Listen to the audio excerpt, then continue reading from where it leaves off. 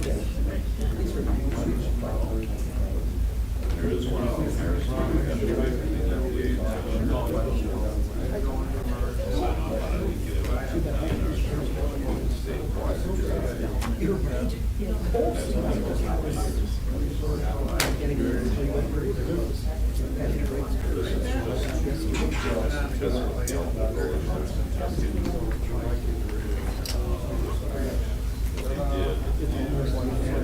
So were you surprised?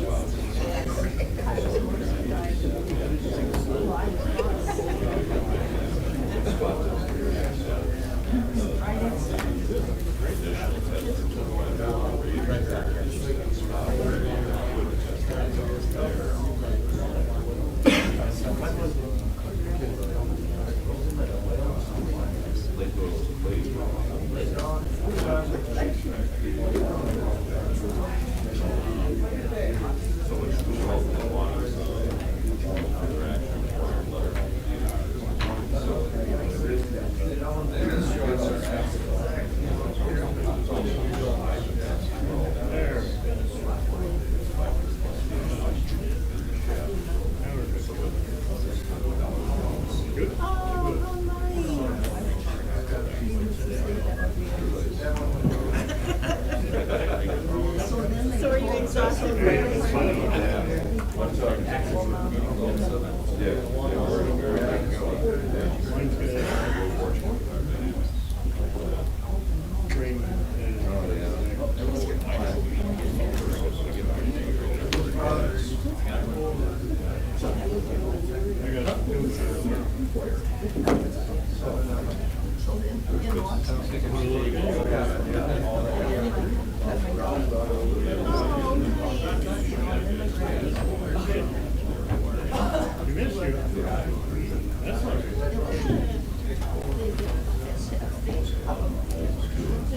Tony said only if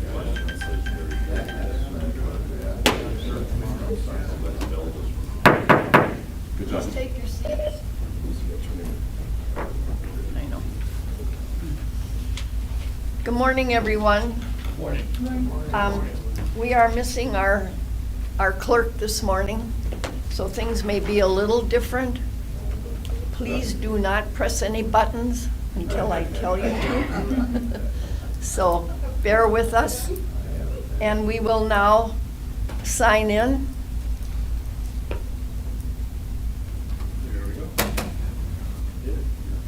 All right.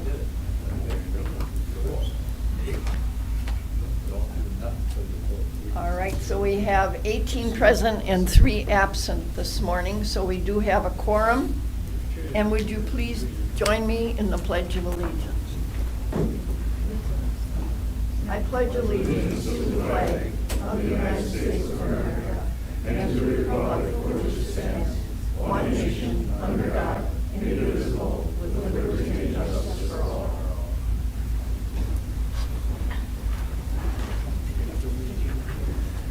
I need a motion to approve the agenda.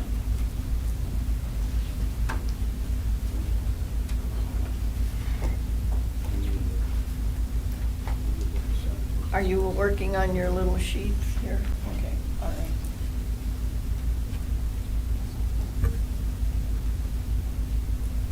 right. Okay, I have a motion by Emily Voigt and a second by Andy Cleveland.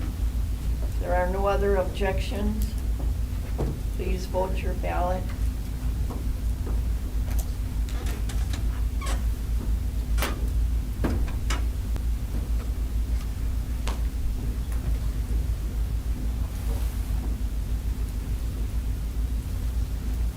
Tom, would you confirm, please? Thank you. 18 yes, 0 no, 0 absent, abstain, and 3 absent. So we'll move on. You have the minutes. If there are no objections or questions regarding that, please vote your ballot. It's not fair. I have a motion. I need a motion, I'm sorry.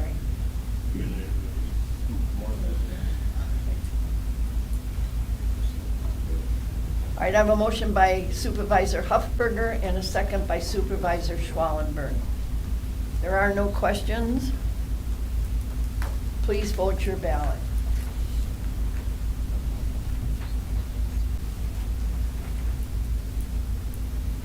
We have 18 yes, 0 no, 0 abstain, and 3 absent, so we have approval of the minutes. Moving on to petitions, there are none. Communications with regard to the MS4 annual report from Land and Water.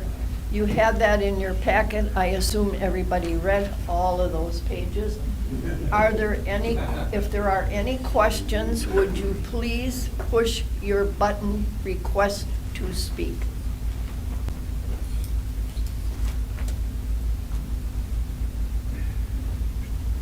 There are no questions? Okay. Then moving on to the Columbia County resolution requesting the state revise their solar energy system. Just a little note on this.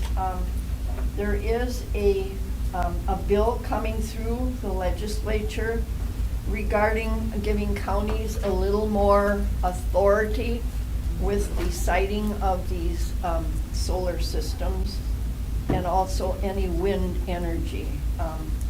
It's in the works. It's all I can report on that. So that one I will refer to the Planning and Zoning Committee.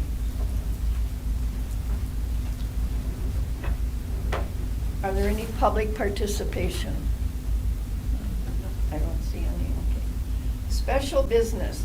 This morning we'll welcome Joanne Metzen, Director of Special Education, and she's going to tell us a little bit about herself.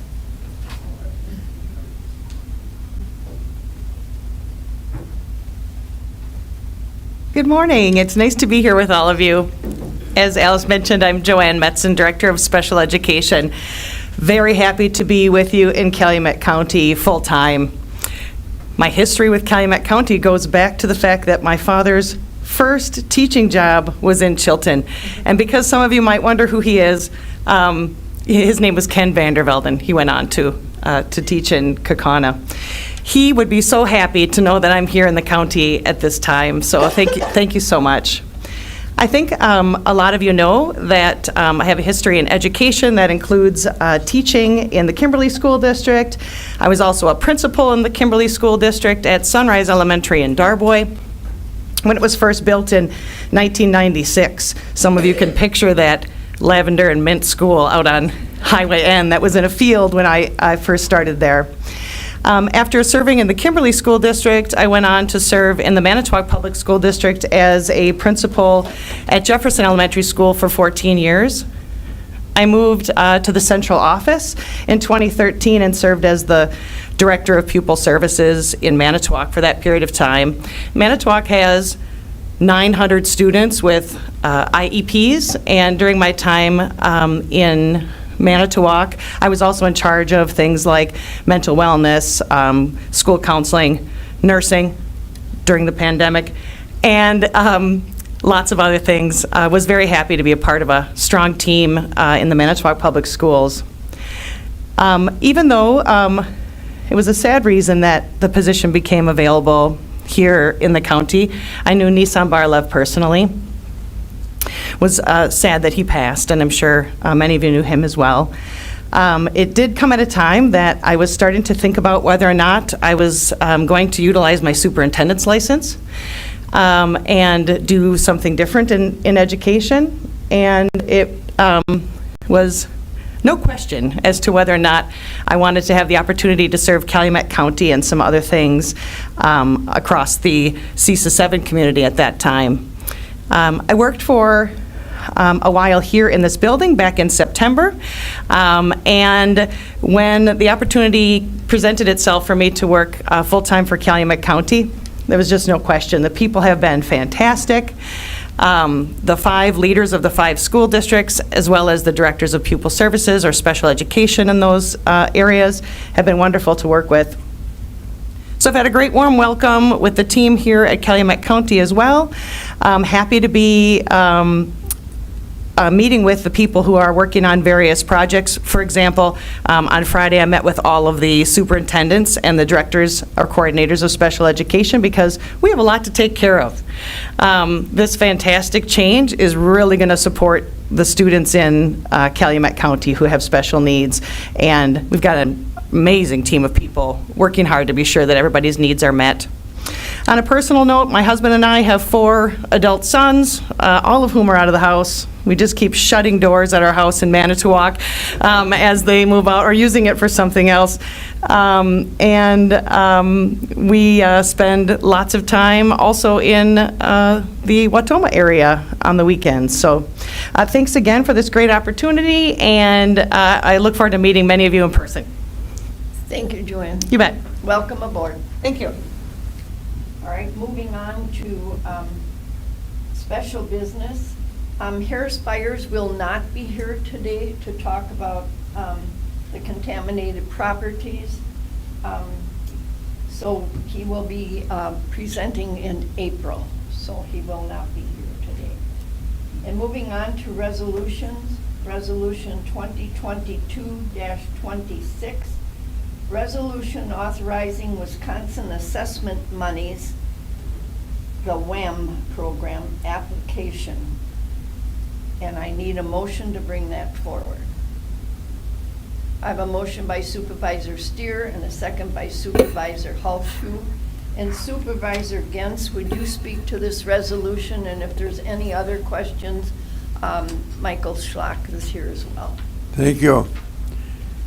Yes, this resolution, the county would like to make an application for some funding through the Wisconsin Department of Natural Resources to address what we think is a need for some property in Stockbridge, and we think it's a brownfield situation.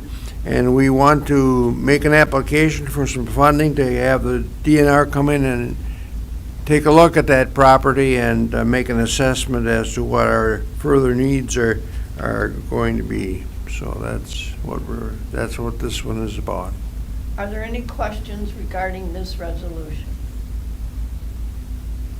All right, we're voting on the resolution authorizing Wisconsin Assessment Monies Program application. Please vote your ballot.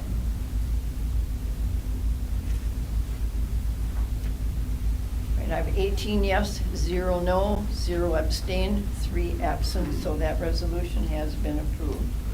Moving on to Resolution 2022-27, resolution authorizing continuing appropriation, and I need a motion. I have a motion by Supervisor Steer and a second by Supervisor Stoffel. And Supervisor Gens, would you speak to this resolution? Yes, thank you. The end of the year doesn't necessarily mean that we've got all the work of the county done and we start fresh on January 1st. And so there's a need to authorize continuing appropriations. That means taking some of those accounts that we had funded in 2022 and need to carry that over into 2023 because the work still continues. And that's what this resolution is about. All right, are there any questions regarding any of these appropriation carryovers?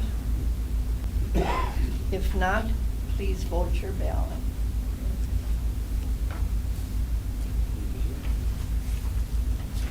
We have 18 yes, 0 no, 0 abstain, and 3 absent, so that resolution has been approved. Resolution 2022-28, resolution authorizing Calumet County to enter into the settlement agreements with TEVA Pharmaceutical Industries, Ltd., Allergan Finance, LLC, Greens, Walmart, Corporation, the CSC Pharmacy, agree to the terms of the addendum to the MOU allocating settlement proceeds and authorize entry into the MOU with the Attorney General. I need a motion. I have a motion by Supervisor Schwallenberg and a second by Supervisor Haltschuh. And Merlin, can you handle this? We have Corporation Counsel here as well. Yeah. And that resolution should be a circulating form. I'll make some comments, but Kimberly Tenerelli, our Corporation Counsel, has been in leadership here locally with all of this that has gone on in regard to this litigation. And you can see by the number of pages that are involved, the information that was made available to us regarding this resolution. Remember, well, some of you probably, this was before you actually took office, this board previously authorized the county to enter into litigation with many of the other Wisconsin counties against the manufacturers and as well as the distributors of the opioid medications. And so now, after quite a long period of time and a lot of litigation efforts, there's a lot been going on. Kimberly has kept abreast of all those kinds of changes. Now we have a resolution here which handles the reception of the funding that will be coming our way.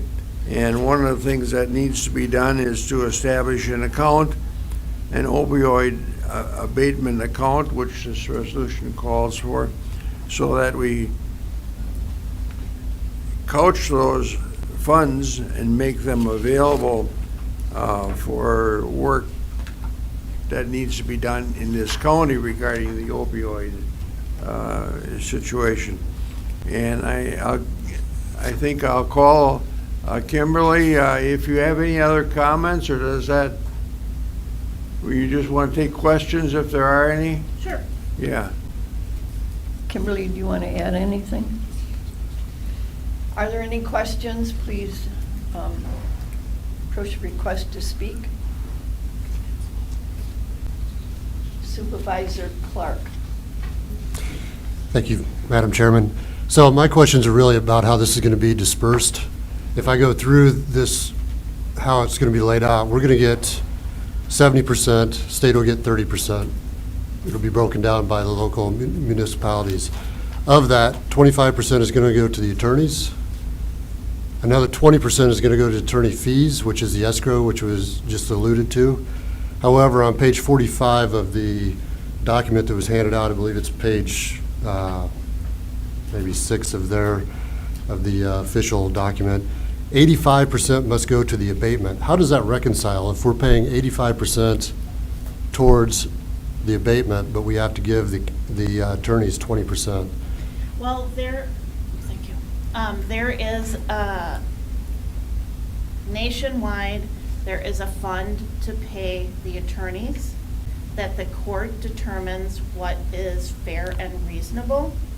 And so through the overall litigation, they could get fees that are not going to be chargeable to the counties.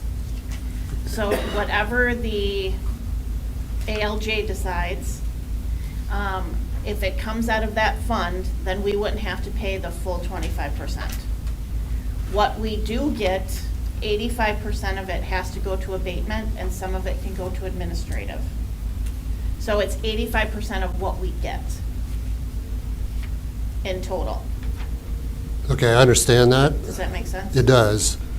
However, from what I understand, the 25% right off the top, they have to make application. They may not get that. Right. And we may end up still having to pay that, correct? Yes, that is correct. But there's also the 20% that we have to escrow, which is for their attorney fees, which is in addition to that 25%.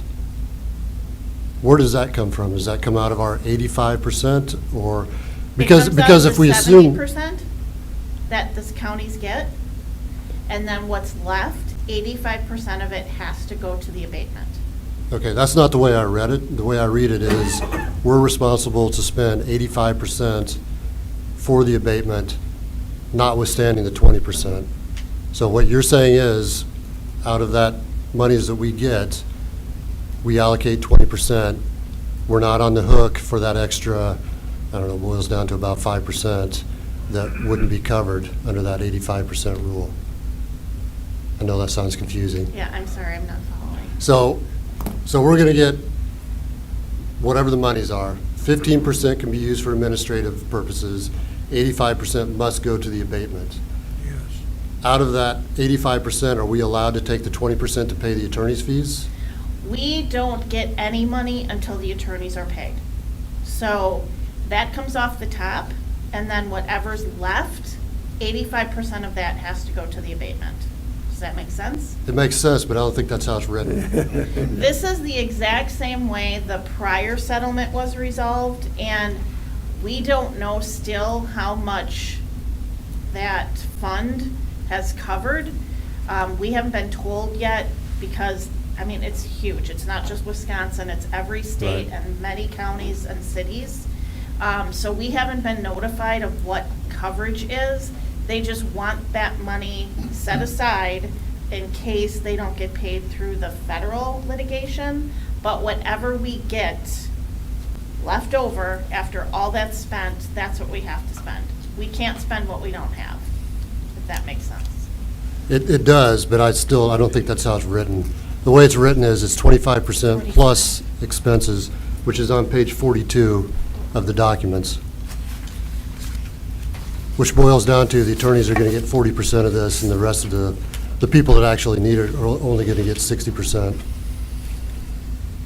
Which I fully understand that that's the way this is written, and that's what it is. But my concern is if we can't use our monies, if 85% of it must be used for abatement, we're going to be on the hook for a percentage of that above and beyond what we're receiving. We don't pay anything out of pocket. Okay, It's all coming out of the settlement. okay, thank you. You're welcome. There are no other questions, so please vote your ballot.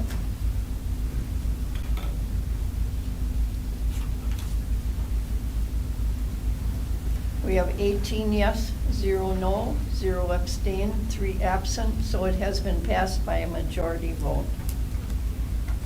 All right, moving on to Resolution 2022-29. It's a resolution amending the 2023 budget for the multi-discharge variance program. I need a motion. I have a motion by Supervisor Voigt and a second by Supervisor Gens. And Supervisor Gens, would you speak to this resolution? Well, thank you. The Land and Water Conservation Department budgeted $13,740 for the multi-discharge variance program for 2023. The amount that received under the MDV program can vary based on the point source participants in the area and the number of counties participating in the MDV program each year. The Wisconsin Department of Natural Resources notified our Land and Water Conservation Department in February that our 2023 MDV payment will be $105,815, an increase of $92,075 in the amount that was approved in the 2023 budget. This change is due to changes in county participation in the area and an increase in the funding that comes from industry and municipalities that discharge phosphorus to waterways. Financial resources received under the MDV program are to be spent for non-point source pollution control activities of the county working on agricultural lands. And so really we use this money that we get through this program to help cost share landowners for things like cover crops and that sort of thing to hold the soil in place and to prevent erosion and the subsequent loss of phosphorus into our streams and rivers. And so here we are. We thought we were going to get $13,740, and we're going to get $105,815. And so now we're going to Tony's going to be in negotiations with the Department of Natural Resources as to how that's going to be applied. That's going to take some real effort, but this will be to the advantage of the landowners in Calumet County and the ultimate increase in the amount of conservation practices that will be able to be supported. Right. Are there any questions of Supervisor Gens regarding this resolution?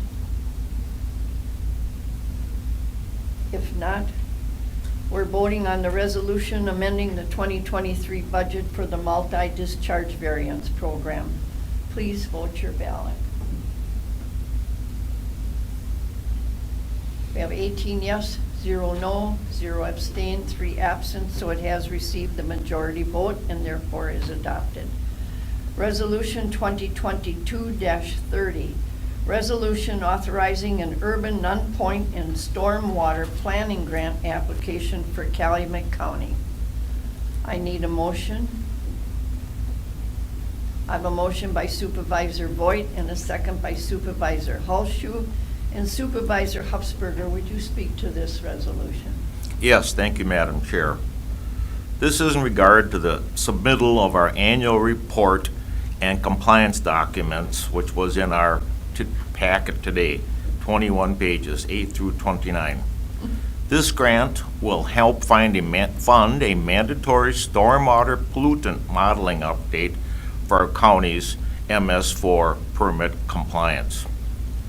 The grant will help fund the hiring of a consultant to carry out the modeling update our storm sewer map, and assist with potential updates to our stormwater ordinance. The approximate cost of the modeling update will be $30,000, and the grant will provide 50% of the cost sharing if we receive the funding. Okay. Are there any questions regarding this resolution? If not, please vote your ballot on the non-point stormwater planning grant application.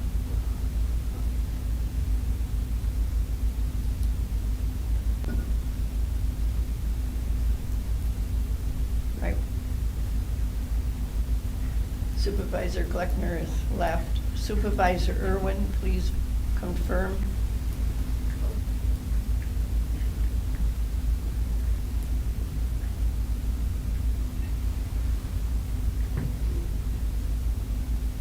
Thank you. We have 18 yes, 0 no, 0 abstain, 3 absent, so that resolution has been adopted.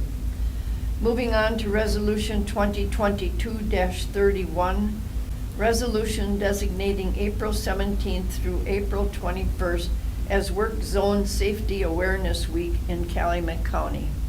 I need a motion. A motion by Supervisor Diedrich, a second by Supervisor Clark. And Supervisor Booty, would you speak to this resolution? Thank you very much.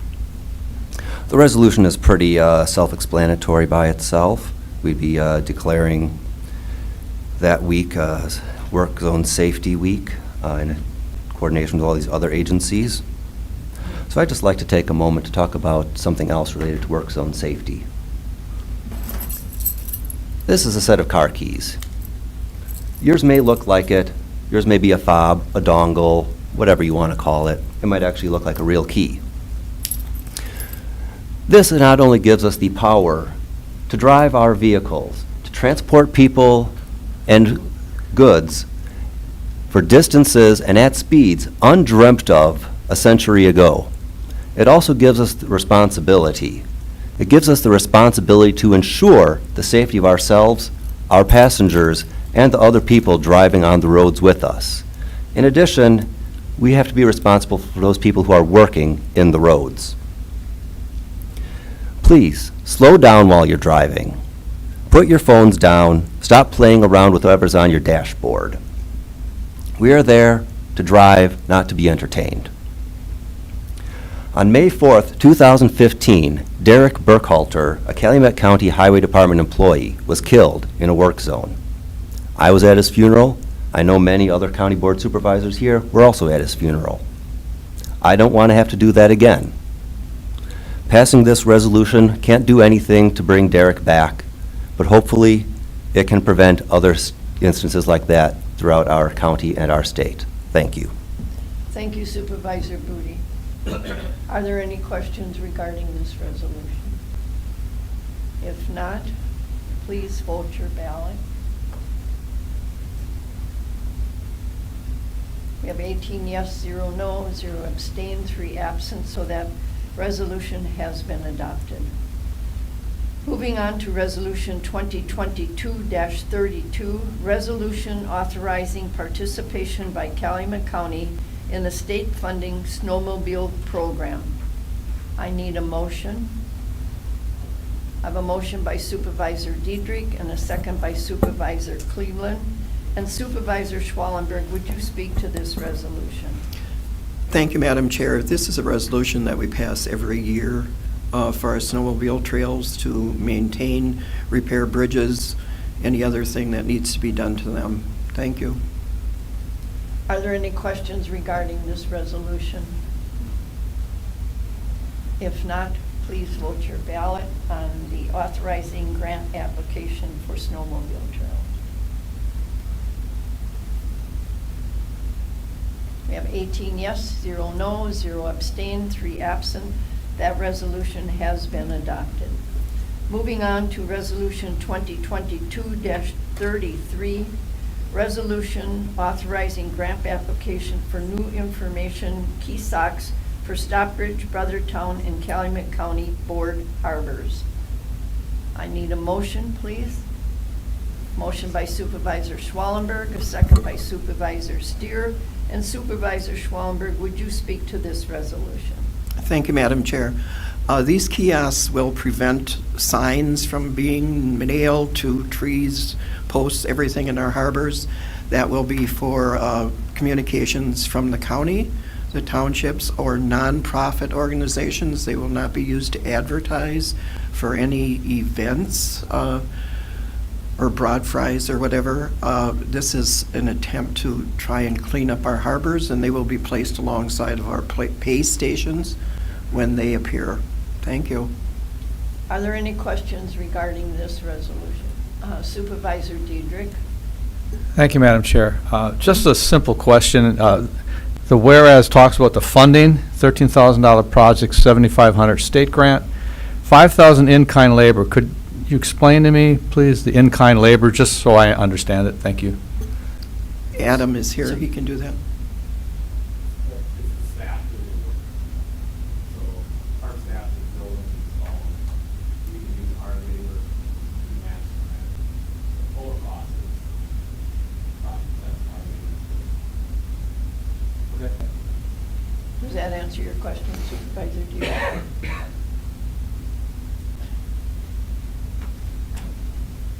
All right. There are Supervisor Halshu. Thank you, Madam Chairman. I was just wondering, is this also where they're going to put the information about invasive species? Yes, it will. Okay, it didn't say. Thank you. All right. There are no other requests to speak, so please vote your ballot on authorizing grant application for the key socks. We have 18 yes, 0 nay, 0 abstain, 3 absent, so that resolution has been adopted. Moving on to the supervisor reports, you'll have to push your request to speak. I have one request. 2.